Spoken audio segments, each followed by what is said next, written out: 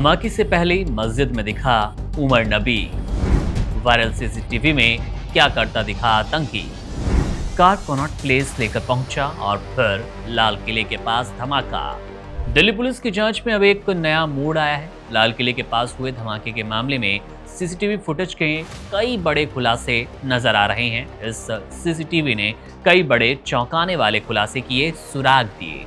Footage के मुताबिक आरोपी डॉक्टर उमर नबी, जो कि अल फलाह यूनिवर्सिटी में असिस्टेंट प्रोफेसर था, धमाके के कुछ ही घंटे पहले बेहद योजनाबद्ध तरीके से घूमता नजर आया। दोपहर करीब 2:30 बजे वो पुरानी दिल्ली की फैज इलाही मस्जिद पहुंचा, जहां उसने लगभग 10 से 15 मिनट बिताए। मस्जिद के अंदर और आसपास के लगे कैमरों में वो शांत भाव से नमाज अदा करता, मोबाइल पर किसी से लगातार बात करता नजर आ रहा था। मस्जिद में रोज नमाज पढ़ने वाला एक स्थानीय व्यक्ति पुलिस को बताता है कि नमाज के लिए इतना समय काफी होता है, लेकिन उमर की हरकतें कुछ अलग थी, जैसे वो किसी का इंतजार कर रहा था या फिर किसी से मिलने वाला था। उस व्यक्ति ने कहा, अगर हमें पता होता कि वो आतंकवादी है तो हम उसे जिंदा नहीं छोड़ते। पुलिस को शक है कि मस्जिद में उसके मोबाइल से कुछ सिग्नल भेजे गए, शायद अपने हैंडलर्स को या फिर गिरफ्तार साथियों की खबर लेने के लिए। सीसीटीवी फुटेज से ये भी साफ हो गया कि मस्जिद से निकलने के बाद उमर सीधे सुनहरी मस्जिद के पास वाली पार्किंग में गया, जहां उसने अपनी हुंडई i20 कार को ठीक 3:19 पर खड़ा किया। कैमरे में वो तेजी से चलता नजर आया, जैसे किसी सटीक समय का इंतजार कर रहा हो। पार्किंग में उसकी कार कुछ देर खड़ी रही और फिर ठीक धमाके से पहले उसमें हलचल नजर आई।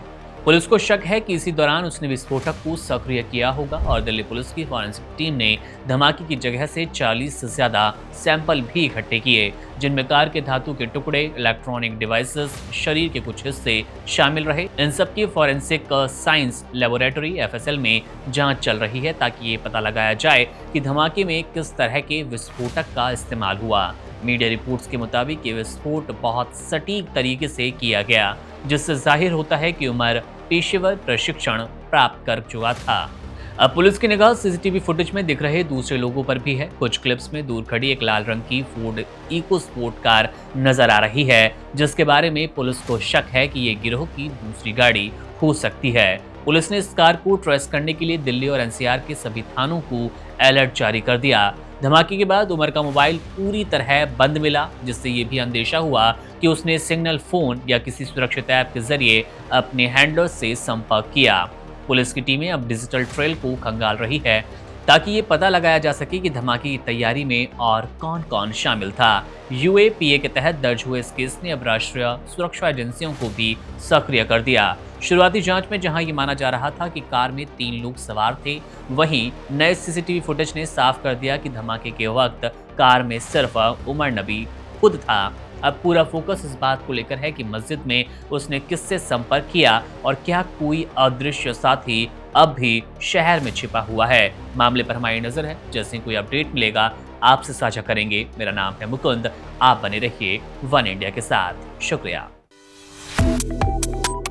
Subscribe to One India and never miss an update.